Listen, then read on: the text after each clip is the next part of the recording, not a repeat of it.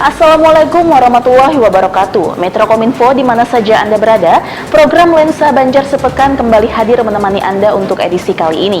Program ini menghadirkan kegiatan pemerintah daerah Kabupaten Banjar Provinsi Kalimantan Selatan dalam sepekan.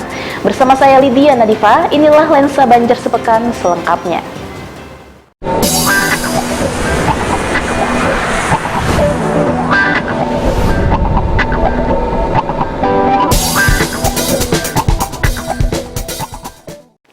Mitra Kominfo, pada tahun 2023 ada penambahan insentif bagi para guru di Kabupaten Banjar.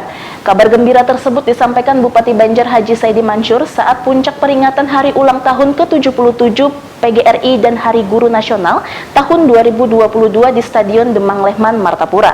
Bupati Banjar tidak merinci berapa besaran penambahan insentif yang dimaksud, namun mempersilahkan untuk bisa melakukan cek masing-masing. Pemerintah Kabupaten Banjar juga mendukung program Merdeka Belajar melalui 36 sekolah penggerak yang ada dan diharapkan bisa memberikan warna peningkatan mutu pendidikan di Kabupaten Banjar. Pada tahun 2023, ada penambahan insentif bagi para guru di Kabupaten Banjar. Kabar tersebut disampaikan Bupati Banjar Haji Saidi Mansur saat peringatan Hari Ulang Tahun ke-77 Persatuan Guru Republik Indonesia atau PGRI dan Hari Guru Nasional tahun 2022 di Stadion Demang Lehman, Martapura. Bupati tidak merinci berapa besaran penambahan insentif yang dimaksud, namun mempersilahkan untuk melakukan cek masing-masing. Dijelaskan Bupati, pada tahun 2022, pemerintah Kabupaten Banjar fokus dengan program manis. Sementara tahun 2021, anggaran banyak dipotong guna penanggulangan pandemi COVID-19. Untuk tahun 2023 ini, pemerintah Kabupaten Banjar akan konsentrasi terhadap hal-hal yang menghasilkan dari pendapatan daerah agar bisa benar-benar optimal. Pemerintah Kabupaten Banjar juga mendukung program Merdeka Belajar melalui 36 sekolah penggerak yang ada. Diharapkan hal ini bisa memberikan warna peningkatan mutu pendidikan di Kabupaten Banjar. Selain itu juga berkomitmen meningkatkan mutu sekolah termasuk digitalisasi pendidikan melalui program sekolah penggerak yang terbukti dengan anugerah Ki Hajar atau Kita Harus Belajar yang diraih dari Kemendikbudristek baru-baru tadi. Lebih jauh dikatakan Bupati, penting untuk menggerakkan pendidikan dan meningkatkan penguatan karakter siswa melalui pembinaan minat, bakat, dan kreativitas, sehingga tercipta profil pelajar Pancasila serta meningkatkan penguatan karakter anak usia dini. Bupati juga menyampaikan harapannya sama seperti halnya harapan Mendikbudristek kepada para guru untuk tetap semangat dan tetap memberikan kontribusi bagi regenerasi. Peringatan Hari Ulang Tahun juga diisi dengan hiburan tari kolosal Pancasila, parade baju adat, penyerahan penghargaan kepada sekolah dan guru berprestasi, serta hadiah kepada para pemenang aneka lomba yang digelar sejak Oktober lalu. Sekaligus mengucapkan Hari Ulang Tahun PGRI ke-77 Hari Guru Nasional, dan juga berkesempatan menyampaikan sambutan Pak Menteri untuk memberikan motivasi dan semangat kepada guru dimanapun berada, dan juga guna mendukung program pemerintah yaitu Merdeka Belajar. Dan ini menjadi concern juga pemerintah daerah Banjar melalui distrik terus berinovasi gerakan-gerakan program pemerintah pusat yaitu Merdeka Belajar. Dan juga tadi menyampaikan konsisten karena wilayah Kabupaten Banjar dari Alu-Alu dan juga Peramasan gurunya cukup banyak, hampir 5.000 lebih, dan ini dari hari guru, makna dari hari ulang tahun ini tentu mempererat mereka bertukar pikiran, bertukar berbeda wilayah, sehingga mereka kekeluargaan PGRI Kabupaten Banjar ini semakin dekat. Begitu pula pemerintah daerah tahun depan juga melalui kebijakan akan memberikan insentif kepada para sekolah dan juga Korwil dan juga PPP para guru juga akan ditambahkan. Mudah-mudahan ini menjadi salah satu upaya kami untuk memberikan edukasi kepada para guru. Wahyu, Roni, Suara Banjar melaporkan.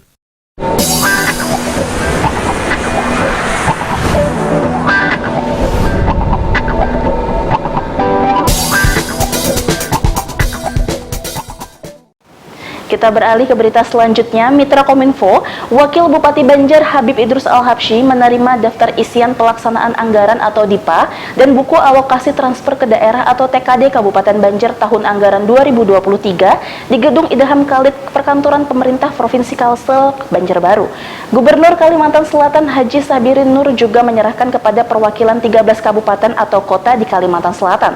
Selain itu juga diserahkan penghargaan untuk kinerja terbaik penyaluran dana desa se-Provinsi Kalimantan Selatan, di mana pemerintah Kabupaten Banjar meraih peringkat ketiga, serta pelakat atas diraihnya penghargaan WTP 9 kali berturut-turut kepada pemerintah Kabupaten Banjar.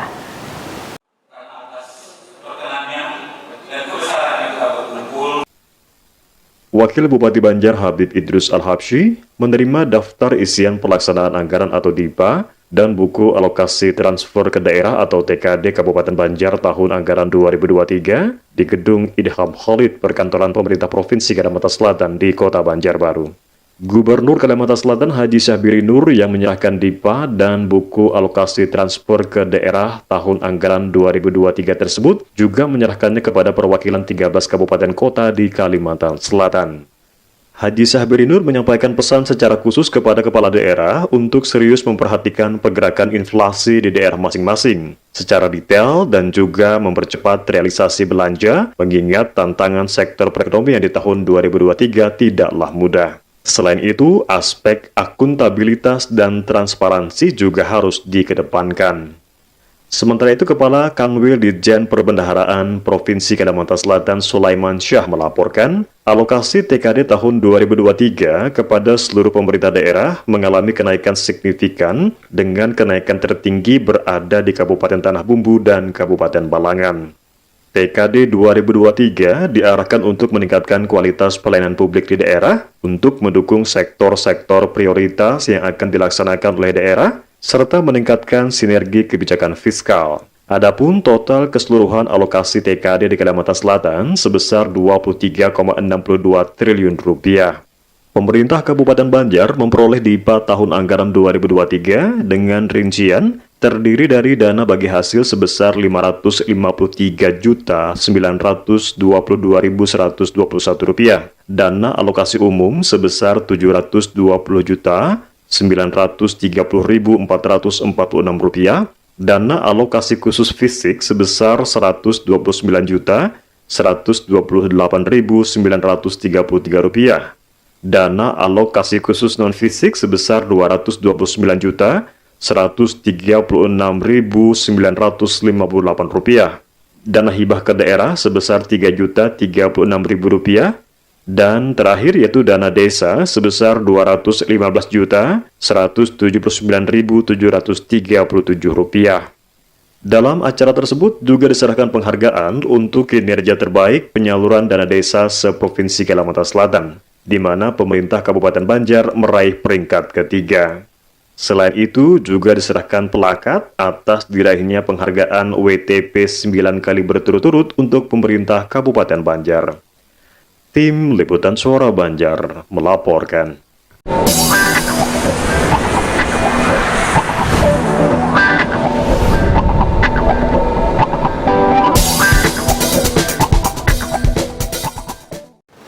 Mitra Kominfo, pegawai pemerintah dengan perjanjian kerja atau P3K memiliki peranan penting dalam menentukan keberhasilan penyelenggaraan pemerintahan dan pembangunan. Untuk itu P3K dituntut memiliki kompetensi sikap dan juga perilaku kesetiaan dan juga ketaatan kepada negara. Hal tersebut disampaikan Sekda Banjar Haji Muhammad Hilman saat menutup kegiatan orientasi P3K Pola Kemitraan Angkatan 1-12 tahun 2022 di Aula Kantor BKPSDM Kabupaten Banjar.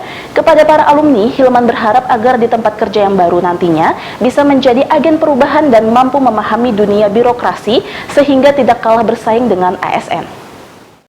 Pegawai pemerintah dengan perjanjian kerja atau P3K memiliki peranan penting dalam menentukan keberhasilan penyelenggaraan pemerintahan dan pembangunan. Untuk itu, P3K dituntut memiliki kompetensi sikap dan perilaku kesetiaan dan ketaatan kepada negara. Hal tersebut disampaikan Sekda Banjar Haji Muhammad Hilman saat menutup kegiatan orientasi P3K Pola Kemitraan Angkatan 1 hingga 12 tahun 2022 di Aula Kantor BKPSDM Kabupaten Banjar. Kepada para alumni orientasi, Hilman berharap agar di tempat kerja baru nantinya bisa menjadi agen perubahan dan mampu memahami dunia birokrasi sehingga tidak kalah bersaing dengan ASN.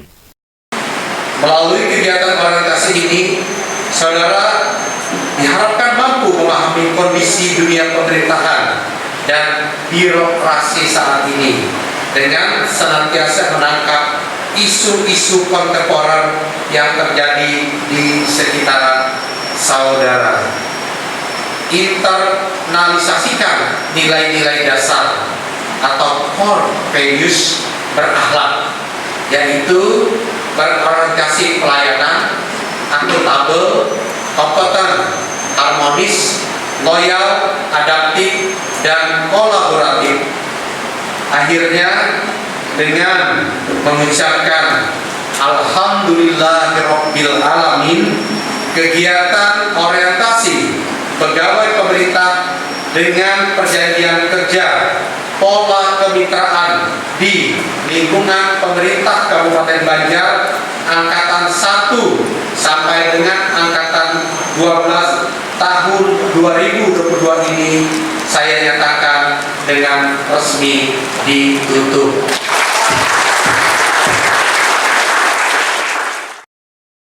Sementara itu, Kepala Sub Bidang Pengembangan Kompetensi Manajerial dan Kerjasama BKP SDM Kabupaten Banjar, Agus Herianto menerangkan, orientasi yang dilaksanakan merupakan kegiatan yang diwajibkan peraturan lembaga administrasi negara, di mana peserta wajib orientasi selama 1 bulan sejak diangkat.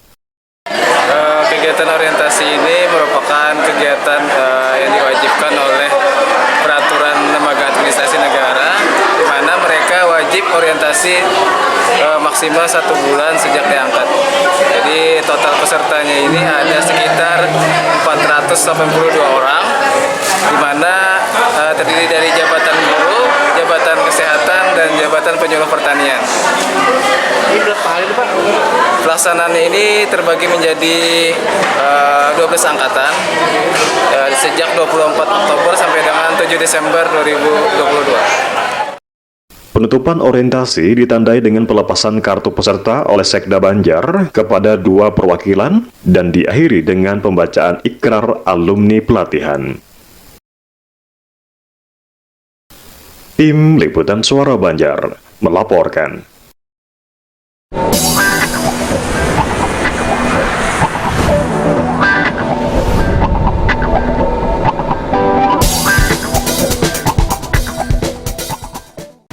Mitra Kominfo, dalam rangka mewujudkan visi dan misi kepala daerah, yaitu mewujudkan Kabupaten Banjar yang maju, mandiri, dan juga agamis, tentunya membutuhkan kolaborasi dari seluruh stakeholder terkait, termasuk pemerintahan desa sebagai salah satu elemen penting dalam mendukung pembangunan di daerah. Hal tersebut diutarakan Bupati Banjar Haji Saidi Mansur yang diwakili Sekda Banjar Haji Muhammad Hilman saat membuka sosialisasi desa berintegritas di Hotel Rodita Banjarbaru. Dikatakan Hilman, program pembangunan desa berintegritas merupakan sebuah strategi kolaboratif yang diharapkan efektif dalam pencapaian tujuan penyelenggaraan pemerintahan desa. Dalam rangka mewujudkan visi dan misi kepala daerah, yaitu mewujudkan Kabupaten Banjar yang maju, mandiri, dan agamis atau manis, tentunya membutuhkan kolaborasi dari seluruh stakeholder terkait, termasuk pemerintahan desa sebagai salah satu elemen penting dalam mendukung pembangunan di daerah. Hal tersebut diutarakan Bupati Banjar Haji Saidi Mansur yang diwakili Sekda Banjar Haji Muhammad Hilman saat membuka sosialisasi desa berintegritas di Hotel Rodita Banjarbaru. Dikatakan Hilman, program pembangunan desa berintegritas merupakan sebuah strategi kolaboratif yang diharapkan efektif dalam pencapaian tujuan penyelenggaraan pemerintahan desa. Untuk tahap awal pembangunan desa berintegritas dilaksanakan 20 desa, di mana 1 kecamatan 1 desa yang menjadi role model atau percontohan di Kabupaten Banjar yang akan didampingi dan dikawal oleh instansi terkait, termasuk pengawasan langsung dari masyarakat desa itu sendiri. Hilman menyebut pencanangan sosialisasi tersebut sekaligus dirangkai dengan momentum peringatan Hari Anti Korupsi Sedunia tahun 2022 dengan tema Indonesia Pulih Bersatu Melawan Korupsi. Jadi pada hari ini kita melaksanakan sosialisasi sekaligus juga peringatan Hari Anti Korupsi Sedunia tahun 2022. Kemarin KPK telah menetapkan ada 2 desa di Kabupaten Banjar sebagai desa berintegritas. Nah, komitmen yang kuat juga dari pemerintah Kabupaten Banjar untuk menerapkan bukan hanya di 2 desa sebagai percontohan, ditambah menjadi 20 desa di Kabupaten Banjar sebagai percontohan untuk desa berintegritas yang harapannya ini bisa menularkan kepada seluruh desa di Kabupaten Banjar nantinya. Terkait dengan pelaksanaan desa berintegritas, bagaimana pengelolaan keuangan dan pengelolaan aset untuk menuju pemerintahan desa yang baik itu bisa berjalan dengan sebagaimana mestinya, dengan harapan desa mempunyai integritas dalam pelaksanaan pembangunan, pelaksanaan pemerintahan, dan pelaksanaan pemberdayaan kepada masyarakatnya dengan tanpa korupsi. Nah, untuk ini akan dikawal oleh seluruh stakeholder yang terkait, baik itu di pemerintah Kabupaten Banjar yang membina keberadaan desa-desa dan pemerintahan desa di Kabupaten Banjar, dan juga melibatkan instansi-instansi lain seperti DPKP sebagai pemeriksa internal, kemudian juga ada dari kepolisian dan kejaksaan. Jadi harapannya ini semua sebagai upaya komitmen agar dana yang dikucurkan cukup besar sampai dengan tahun 2022 ini kita ketahui bersama kurang lebih sudah 1,5 triliun dana yang dikucurkan untuk di desa-desa di Kabupaten Banjar. Dengan dana yang cukup besar itu bisa diharapkan memang benar-benar bisa efektif dan optimal guna mewujudkan desa yang bisa mensejahterakan masyarakatnya. Ya, kami berharap adanya kegiatan program pembangunan desa berintegritas ini akan lebih meningkatkan kinerja pemerintahan desa di Kabupaten Banjar, karena tentunya dengan jumlah yang sangat besar pembangunan daerah Kabupaten Banjar ini kan pasti didominasi oleh pemerintahan desa yang berkinerja. Kita tidak bisa pemerintah daerah bekerja sendiri tanpa bersinergis dan berkolaborasi dengan pemerintahan desa. Jadi mudah-mudahan kami teman-teman dari PMD, Inspektorat, dari eksternal BPKP juga, dan bahkan dari KPK siap mengawal bersama teman-teman APH agar dana desa yang sudah diterima bisa dimanfaatkan sesuai dengan harapan dari pemerintah pusat. Jadi kita sampel, kita jadikan role model 1 kecamatan 1 desa. Jadi nanti berharap nanti 1 desa ini menularkan. Kita coba nanti koordinasi dengan KPK juga, Pak, karena dari KPK ada program desa anti korupsi. Kita tidak apa istilahnya, kalimatnya lebih humanis ya mungkin ya, tidak anti korupsi tapi berintegritas. Kenapa? Karena kita tidak hanya masalah aturan, tapi kita juga perlu kinerja. Kasihan kan kalau kita selalu dipermasalahkan aturan tapi kinerja nggak ada. Jadi kita yang utama kinerja, aturan kita kawal. Jadi kita padukan di program desa berintegritas ini. Jadi mereka kerja dengan nyaman, ada hasil outputnya untuk masyarakat, yang menyelenggarakan juga aman, nggak ada tidak ada masalah hukum di kemudian hari. Jadi itu harapan adanya pembangunan desa berintegritas ini. Sosialisasi yang diselenggarakan Inspektorat Banjar ini berlangsung selama 2 hari, dari 7 hingga 8 Desember 2022, menghadirkan narasumber dari Wakapolres Banjar MP Him, Kepala Keasistenan Pemeriksaan Pelaporan Ombudsman Beni Wijaya, dan Kejaksaan Negeri Martapura. Kegiatan ini juga dihadiri Korwas Bidang Investigasi Perwakilan BPKP Provinsi Kalimantan Selatan Muhammad Rianto, SKPD terkait, Ketua DPC Abdesi, para camat, pembakal beserta pendamping lokal desa, dan para anggota Badan Permusyawaratan Desa. Fahrizal, Zidan Suara Banjar melaporkan.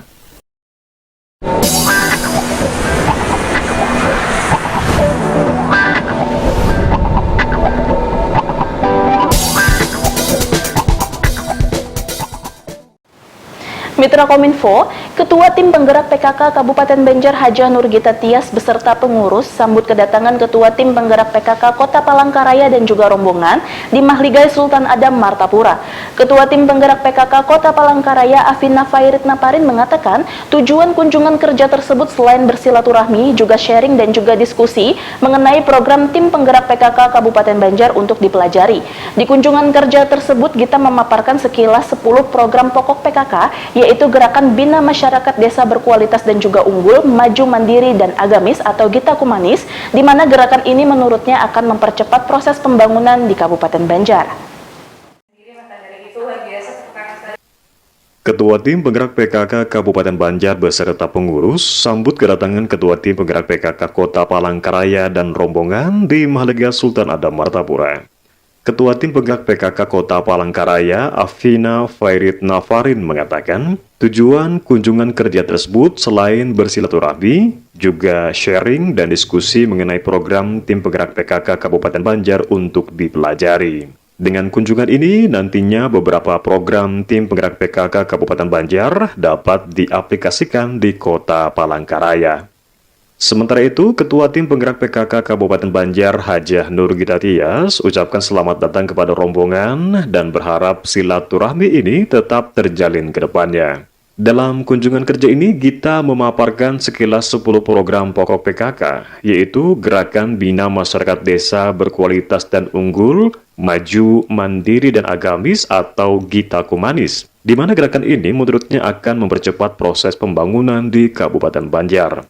Di akhir kunjungan, diserahkan kenang-kenangan dari Ketua Tim Penggerak PKK Kabupaten Banjar kepada Ketua Tim Penggerak PKK Kota Palangkaraya, di antaranya berupa arguci dan kain sasirangan. Tim Liputan Suara Banjar melaporkan.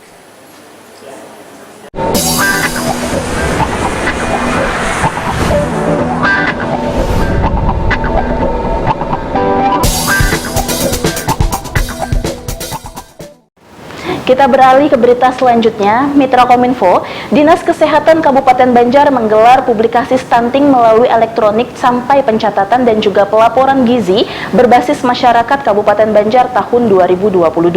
Kepala Dinas Kesehatan Kabupaten Banjar Yasna Hairina menjelaskan, setiap akhir tahun mengeluarkan angka stunting berdasarkan aplikasi EPPGBM dan pentingnya pemenuhan informasi status gizi berdasarkan individu dapat terpenuhi dengan menggunakan aplikasi tersebut.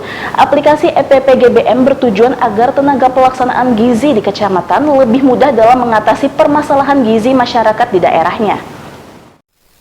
Dinas Kesehatan Kabupaten Banjar menggelar publikasi stunting melalui elektronik pencatatan dan pelaporan gizi berbasis masyarakat atau EPPGBM Kabupaten Banjar tahun 2022 di Hotel Tripark Kertakanyar. Di hadapan peserta dari pihak kecamatan, puskesmas, dan SKPD terkait, Kepala Dinas Kesehatan Kabupaten Banjar Yasna Hairina menjelaskan, setiap akhir tahun mengeluarkan angka stunting berdasarkan aplikasi EPPGBM dan pentingnya pemenuhan informasi status gizi berdasarkan individu yang dapat terpenuhi dengan menggunakan aplikasi tersebut. Aplikasi EPPGBM bertujuan agar tenaga pelaksana gizi di kecamatan lebih mudah dalam mengatasi permasalahan gizi masyarakat di daerahnya. Ditambahkan Yasna, dari EPPGBM dapat diketahui hasil kerja selama ini berkaitan dengan permasalahan gizi pada anak seperti stunting, wasting, dan berat badan lebih. Selain itu juga dapat mengetahui perkembangan ibu hamil, kurang energi kronis, dan anemia. Ia pun berharap dengan adanya kegiatan ini dapat berkolaborasi dengan pihak kecamatan dan puskesmas serta masyarakat untuk mengupayakan peningkatan di sektor kesehatan. Yasna juga mengungkapkan tujuan dari penggunaan aplikasi ini untuk informasi status gizi individu dan kinerja program secara cepat, mudah, akurat, teratur, dan berkelanjutan. Melalui aplikasi ini, tenaga pelaksana gizi juga dapat memberikan intervensi gizi apabila ada anak yang mengalami kurang gizi. Jadi memang setiap tahun kita pada saat akhir tahun mengeluarkan angka stunting berdasarkan EPPGBM, elektronik pencatatan dan pelaporan gizi berbasis masyarakat. Jadi pada hari ini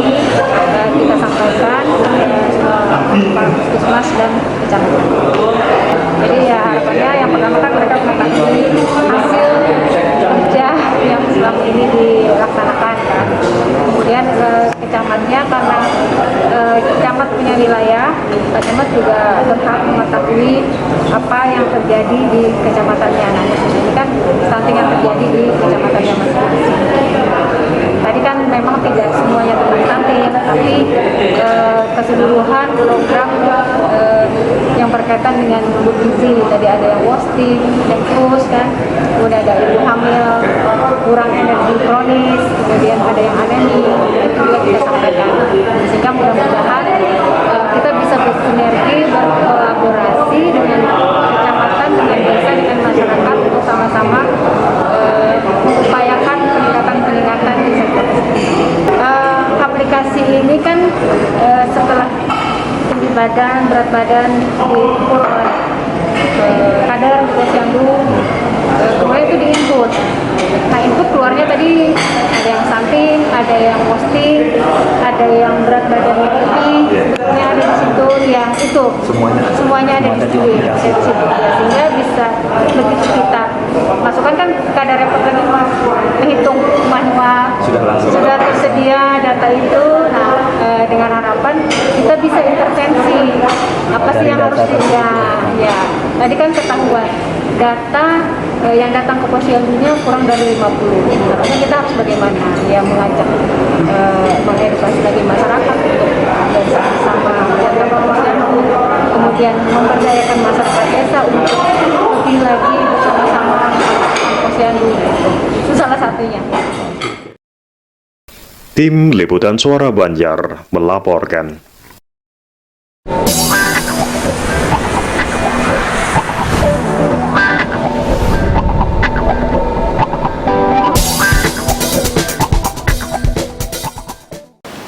Mitra Kominfo, usai sudah kami menemani Anda di program Lensa Banjar Sepekan untuk edisi kali ini. Mewakili kerabat kerja yang bertugas, saya Lydia Nadifa mengucapkan terima kasih atas perhatian Anda. Wassalamualaikum warahmatullahi wabarakatuh. Sampai jumpa.